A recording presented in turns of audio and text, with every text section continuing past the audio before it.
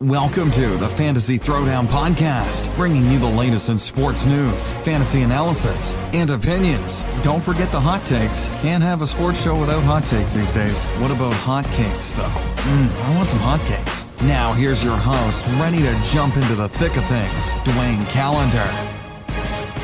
Hello, welcome to the Fantasy Throwdown Podcast. We have a Black Friday show for you. Mainly because we're going to be talking a lot about coaches who are about to get fired, have been fired, or will be fired in the not too distant future. All right, so it's probably for the best that I didn't bring up the Thanksgiving slate of football games on the show. I didn't get a chance to do an episode before that, but man, oh man, did that backfire on me. Jason Garrett, by all accounts, should be fired sometime in the next 48 hours after the Cowboys just utterly collapsed against the Buffalo Bills. Yet Jerry Jones seemed to be conciliatory in terms of walking back his statements that Jason Garrett would remain the head coach of the Dallas Cowboys. It is truly confusing because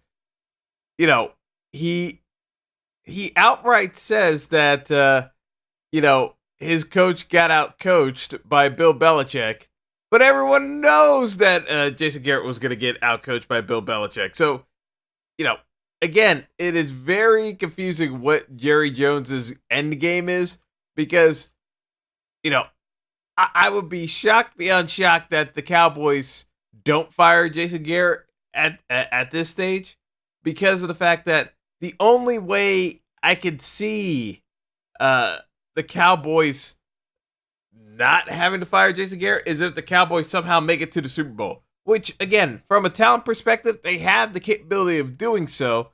And yes, they should be able to win the NFC East because it is the worst division in football this year when you have both the Giants and the Redskins actively tanking to get a top 5 pick.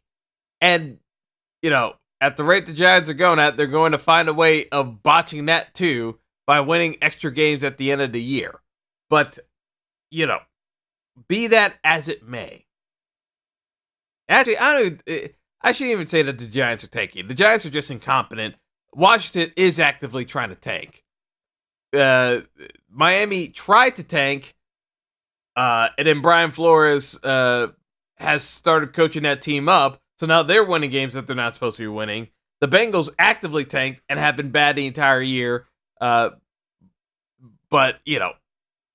outside of getting the Jets for their one win of the year, it is what it is. So let me walk this back as to who's been fired, who's going to be fired, who will be fired. You had Jerry Jones, prior to the Thanksgiving game against the Bills yesterday, make the statement that it's time for the coaching staff to step up. They've been outclassed. In his opinion, they were outclassed by the Patriots. Shocker that Bill Belichick would run circles around Jason Garrett as an NFL head coach. And that there needs to be more accountability amongst the coaching staff. So basically, he just threw his entire coaching staff under the bus. So for anyone saying that there's a chance for Chris Richard to be the next head coach of the Cowboys, I got news for you. It ain't happening. Even though Chris Richard would clearly be a better choice than Jason Garrett at this stage, I think he's taking too many hits because of the defense where everyone got paid, yet no one felt the need to put in the work after getting paid because the Cowboys defense looks absolutely lethargic. Josh Allen, my dad and I disagree with this quite a bit. Josh Allen, to me, is a slightly better version of Tyrod Taylor, whom the Bills moved on from to draft Josh Allen. So I don't really quite understand the Bills' thought process here, because Josh Allen has an inability of making any sort of touch pass. He can throw a ball down the field. He has a much stronger arm than Tyrod Taylor. But if you're asking me that to take the Bills seriously as a contender to the Patriots in the AFC East, I got to have a quarterback that can make a touch pass, because New England will force you to make a delicate pass, and you're only going to need to be able to make 3 plays in order to beat the Pats, most likely on the road in Foxborough. You're going to have to be able to make 3 plays. Most of the time, they're gonna force you to make it as a pass play. Every once in a while, there's gonna be a quarterback that can make a running play that can get the first down anyway to extend the drive. Against any game against the Pats, you've got to be able to make some type of play. Whether it's Eli Manning in the helmet catch, or the throw to Manningham, or the Philly special that Nick Foles was able to complete in the Super Bowl, you've got to be able to make certain kind of plays in order to beat the Patriots in a crucial game. That's just the bottom line, because that's how the Patriots are going to play you. They're going to play you tight. So be that as it may, with all the limitations that I see in Josh Allen as a quarterback, the Bills completely dominated the Cowboys after the Cowboys were able to execute everything perfectly on their opening drive, march right down the field in the opening 4 minutes of the game, put up a touchdown on the board, and make it look absolutely easy. The rest of the game, the Bills utterly dominated them and ran off 4 straight scores, while the Cowboys offense completely sputtered and did diddly squat the remainder of the game. That's the game. Literally a lifeless production by the Cowboys in a must-win game after their owner called out the entire coaching staff. Jason Garrett should be fired today or tomorrow, but the reason why Jerry Jones backed off is he looked at it as a challenge for someone who he regards almost as close as his son. Jason Garrett should have been fired on at least 6 different occasions during his tenure as Cowboys head coach, which is, even though his contract's up, he's been the Cowboys head coach for 9 seasons. He's underachieved in 6 of them, not including this year. We don't know how this year's going to pan out yet, but it is few and far in between the number of years where Jason Garrett actually performed at a above average or excellent level as a head coach. And he's never actually approached excellent either. I'm just being facetious. So I'm just saying that the Cowboys, for all the talent that they've had, and even though they made the playoffs, still usually underachieve in certain games, because they drop at least 2 to 3 games every year that they have no business dropping. And it comes down to a coaching issue or a lack of preparedness. So what goes into a coach actually getting fired? 1, relationship with the owner. Most sports owners are billionaires. Paying a head coach usually is a line item for them. However, the reason why so many owners are reticent to actually fire head coaches is because it looks as though they don't know what the bleep they're doing. That's it. They don't look like they're clueless at the wheel. There are some exceptions, because you'll have coaches just fire teams. Over in the Premier League, you got Watford, who usually changes out a coach every other year or multiple times during a season. Watford, who is currently the last place team in the Premier League, brought back one of their fired coaches, only to fire Quique Sanchez Flores less than a month after hiring him back again, mainly because there's no chance that he was going to be able to turn around the team. Now they're bringing back Nigel Pearson, who resurrected Leicester a couple of seasons ago, hoping that he can bring any kind of spark. But that's the thing. It's random as to how certain coaches get fired, because it all depends on the relationships within the front office, sometimes more than results. I can look to the NHL, where the Toronto Maple Leafs have fired Bob Babcock despite the fact that they were currently in the playoffs, they still fired Bob Babcock anyway. Even though Bob Babcock is one of, if not the most accomplished from a winning perspective, NHL head coach currently in the league right now.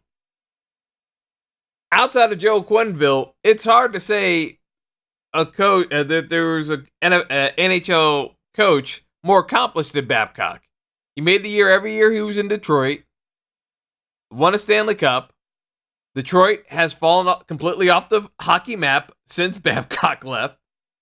He's made the playoffs every year with Toronto, where they were going to make the playoffs again this year, but because Bob Babcock didn't get along with his players apparently in the Toronto dressing room, and his GM is one of the youngest GMs in the league and strictly analytics focused, which by all reports Babcock was still not completely on board with, Babcock lost the power struggle and got the boot. Meanwhile, over in New Jersey, you've got John Hines, who literally has run the Devils right back into the listless ship they were before the 90s in the neutral zone trap, and the Devils have been utterly irrelevant for the last 5 years. Hines is still the head coach in this fourth season as the Devils head coach, showing absolutely no signs of improvement, despite having even more talent than the Rangers, by and large. And yes, the goaltending hasn't been great, but guess what? There were trades to be had and goaltenders on the market that the Devils could have brought in that they chose not to.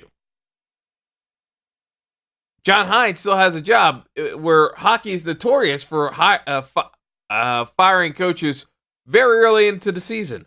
Why has he stayed in place? Because the Devils know that if they fire John Hines, Ray Shiro's on the clock, because he's going to have to turn things around relatively quickly. Otherwise, he's the next one out the door. When coaches get fired, again, most of it depends on circumstances and the fact that the GM also wants to keep the coach around as a scapegoat. Take, for instance, my New York Football Giants. Pat Shurmur had a ton of question marks when he was named Giants head coach a year and a half ago. Right now, the Giants still look like a bottom 5 team with no signs of improvement from their actual young core. As much as people want to talk about Daniel Jones, and again, this is more along the lines of, he's not as awful as people think he is. Look at him. He threw for 5 touchdown passes against a terrible team. Wow. People want to look at stats as hollow as they are without actually looking at the context of how is he actually performing when he's asked with doing basic things. Not awful, not exactly Peyton Manning either, and you spent the number 6 overall pick on him when you had multiple needs on the football field. Now, I see how this is most likely going to play out. Pat Shurmur's going to be sacrificed by Dave Gettleman, and Gettleman's going to say that, hey, I'm the one who found Daniel Jones, when it seems to be, by most accounts, Pat Shurmur's the one who pushed Dave Gettleman onto him, and then Dave Gettleman fell in love with Daniel Jones. But be that as it may, Dave Gettleman fell in love with Daniel Jones just looking at him at the Senior Bowl, apparently. Whatever. Again, so turning my attention to some of the coaches who I think will be fired in short order. Arsenal manager Unai Emery in the Premier League has a Europa match against Eintracht Frankfurt later today at the Emirates that I think, regardless of whether or not Arsenal wins the match, I still think he's going to get fired anyway, because the players in the dressing room have all but quit on him. The fan base has been calling for his firing for 2.5 months now. The Arsenal board is getting nervous because in terms of the standings in the Premier League, Arsenal is falling further and further away from the top 4 position that they're competing for, and it now looks to be in a position where we're closer to the bottom half of the table and the relegation battle than we are to the top 4. There's no way he can survive much longer, and they're just hoping he can try to pull the team out of it. If they drop the game today, he's probably gone by tomorrow. Other guys I think are going to get fired in the Premier League. Marco Silva at Everton. Results haven't been there. Manuel Pellegrini over at West Ham. Results haven't been there. When it comes to the Premier League, firing coaches has become more of a business practice because the amount of money in the television contract puts it above their self-interest to react quickly rather than try to let things drag out. One of the things that's happening in American sports is the fact that with some of the stagnation in the television deals, it's harder for teams to get behind firing coaches quickly because it normally, again, it's a line item for most owners, but it's more the perception standpoint that they don't know what they're doing. Take, for instance, the New York Knicks and David Fizdale. You had you had Knicks management come out and openly question the performance. Knicks president Steve Mills openly came out and questioned the performance of the Knicks team in an impromptu press conference, thereby completely undercutting David Fizdale, the Knicks head coach, and everyone began wondering, when is Fizdale going to get fired? In the weeks since that impromptu press conference, the Knicks have gone, I believe the official record is 2-9. I got to double check. But the Knicks have been even more dreadful. Fizdale looks even less interested in coaching the team and actively looks like he's trying to get fired. Yet, still has not been fired as of yet. But the only thing that I can see happening why it hasn't officially taken place yet is that the Knicks have no idea who the interim coach is going to be. That's the only reason why David Fizdale has been fired yet, because the Knicks, by all accounts, can't get anyone else willing to coach that team from the outside. They're probably going to have to promote one of the assistants in the interim until they can get turn a page over with maybe doing a retread, bringing back Jeff Van Gundy, or giving Mark Jackson a chance to run the team. But that's the thing. With hiring and firing coaches in this day and age, it's not even about the contracts anymore. It's about the media perception. Because half the time, if you go back to a team like the Mets, where Mickey Callaway got fired, but it came at the end of the season when the Mets actually made a run towards the NL wildcard spot inexplicably. Then you fire him. What? Like, literally, Mickey Callaway, I'm not going to say he was a good manager, but he was trending up. The whole reason why he got fired was because the GM, Brody Van Wagenen, wanted to make an example out of Mickey Callaway, saying he's the reason why they didn't make the playoffs, not him, when it was clearly obvious that Brody's guys that he brought in free agency all flopped, spectacularly flopped. So, again, there were circumstances beyond just wins and losses that are factoring into the decision. A lot of times it ends up being a case of, how can I use this guy as a meat shield for the general public that's lobbying accusations against the franchise? That's what the coach and managerial positions have become in the modern age, is essentially the Shield. Yes, they're tasked with winning and losing, but a lot of times when things aren't going well, they are ultimately the punching bag for the general public. But we're going to move on from talking about the people I expect to get fired in the near future. I want to talk about, because I did this last year in greater detail, but I want to talk about holiday shopping and some of the deals that you guys might be interested in. Now, I figured, again, talking about electronics and things to look out for in terms of TVs, it's always good to bear in mind, what are you actually looking for?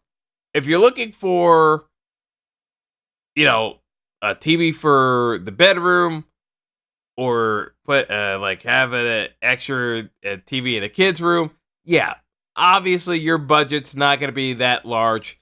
So the Amazon Fire TVs, the built-in actual Amazon televisions that Amazon is selling, they're doing discount sales on Amazon and at Best Buy. So you can even get the 42-inch set for under $300. The 65-inch TVs are going to be $400. Those are perfectly fine for a bedroom set that you're not really caring about showing off in the living room, or have a small TV in a kid's room, because they'll have like the 32-inch set for $100. Those are perfectly fine and acceptable choices, and they've got the Amazon Prime service built into the smart TV, as long as you're an Amazon Prime customer, which, again, if you're buying one of those TVs, the expectation is you already were a customer. Otherwise, you're shelling out an extra $120 for Amazon Prime membership to boot. Again, Amazon's making the expectation that you're already a Prime customer. That's the reason why they want to sell you more stuff through their television sets. But anyway, getting into some of the electronics on sale. For those of you who want to be the big shot time callers and prepping in advance of the Super Bowl, I wouldn't recommend OLED TVs, mainly because the OLED TVs, from a sports perspective, they are at high risk of having screen burn-in for prolonged exposures to still images. Similar, because plasma sets found ways of getting around this. OLED TVs still not quite there yet. There's still a possibility of you running into screen burn-in. So I wouldn't necessarily suggest that if you're using that as a main set for watching in the living room and you're watching a ton of sports, mainly because of the burn-in factor. Because, again, when you're watching ESPN, you're going to see the ESPN bottom line the entirety of your viewing time, by and large, because the ESPN bottom line is going to be there for 98% of the time. If you're watching Fox, they're showing the bottom line during football season throughout the games. So, again, you're seeing those bottom line tickers, and yeah, it's going to burn in the screen. It's like, if you're watching something for 90% of the time and it's there as a static image, yeah, that's a problem. So I wouldn't recommend the OLED TVs for that specific purpose if you're a sports fan like me. What I would suggest, if you're going into the large screen TV, and I'm talking 65 inches and above, I would say for an entry-level set, the TCL 6 series, so this would be the 625 model in most places. It'll differ, but you'll see TCL 6 primarily. They have a TCL 5 series and a TCL 4 series, but the TCL 6 series is technically their top of the line from a budget perspective. The 65-inch 6 series set from TCL is going to be $600 at Costco, starting with Black Friday, and it's going to extend for a month. that is a good entry level set. Moving on, there's the 65-inch Vizio PX series, also at Costco. What's the difference between the TCL and the Vizio? Basically, the brightness level and the number of dimming levels for the HDR features. If your eyes are glazing over based off of what I just said, chances are you probably won't even notice a difference between the two television sets. To be perfectly honest, I would probably say you could stick with the TCL for $600 as opposed to paying up for $1,000. Now, if you're caring more about name brand, then I would say you can go to the Sony X900 series over at Best Buy, because they're gonna have the X900F available for $1,100 plus tax, obviously, and that would give you a name brand. Now, in terms of visual quality, it's not that much of an uptick over the TCL or the Vizio, but you get the name brand recognition. Now, in terms of the set that's going to have the most quality, that's not an OLED set, you would be essentially looking at the Samsung QN65 series. So, the technical term is actually, I should say that it shouldn't be the Q65, it would be the Q80. Again, the model numbers are so bad in terms of like the lack of creativity amongst the manufacturers. It's really embarrassing. But yeah, in terms of the sets, you've got quite a bit going on here. But I would say the Q80 makes the most sense, and that's going to cost you, set you back about $1,700 from a couple of places, because it's going to be at Best Buy primarily, but there's also a variant that's going to be available at BJ's as well.